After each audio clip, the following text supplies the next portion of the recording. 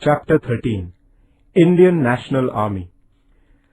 At a time when the Quit India movement was in full swing, thousands of Indian soldiers stood in readiness at the eastern border of India for war against the British. These soldiers were members of the Azad Hind Sena or the Indian National Army. Netaji Subhash Chandra Bose was their leader. Subhash Chandra Bose had been twice elected as the president of the Indian National Congress. He was of the opinion that while England was engaged in the Second World War, India should take advantage of the situation and intensify the agitation in India. If necessary, India should seek the help of the enemies of England. However, he developed differences of opinion with the senior leaders of the National Congress. Therefore, Subhash Chandra Bose resigned from the position of the Congress president. He founded a party called the Forward Bloc in order to place his views before the people.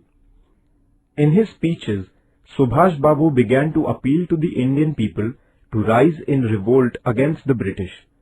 Therefore, he was interned in his residency by the British government.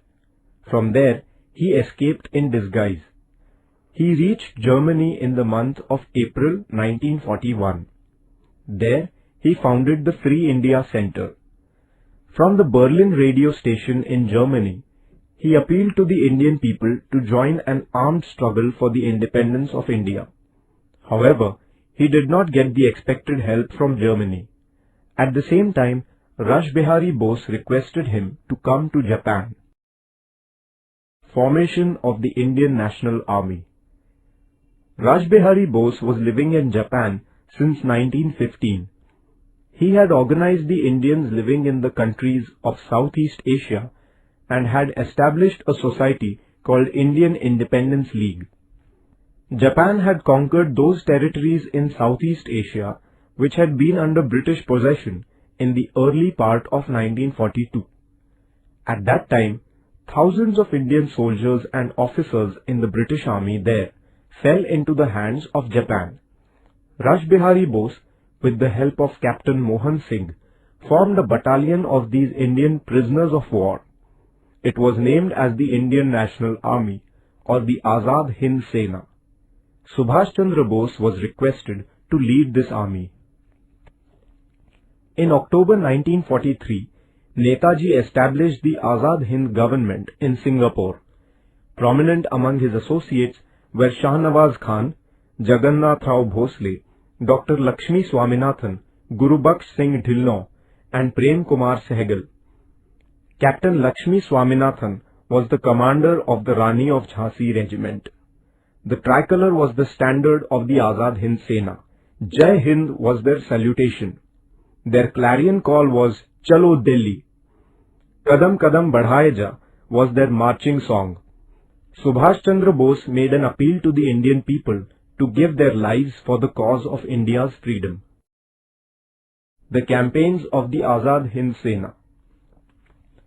Towards the end of 1943, Japan conquered the Andaman and Nicobar Islands and handed them over to the Azad Hind government. Netaji renamed them as Shahid and Swaraj. Arakan in Myanmar was captured in 1944. Posts on the eastern border of Assam were captured. But the Imphal campaign remained incomplete because the Japanese supplies that the Indian National Army was receiving stopped. At this juncture, the British received reinforcements from the American Army which added to their military might. Even in these adverse circumstances, soldiers of the Indian National Army were fighting with all their strength. In August 1945, America dropped atomic bombs on the cities of Hiroshima and Nagasaki in Japan. As a result, Japan surrendered. Around this time, Netaji Subhash Chandra Bose died in a plane accident on 18 August 1945. The Indian National Army was then forced to lay down arms.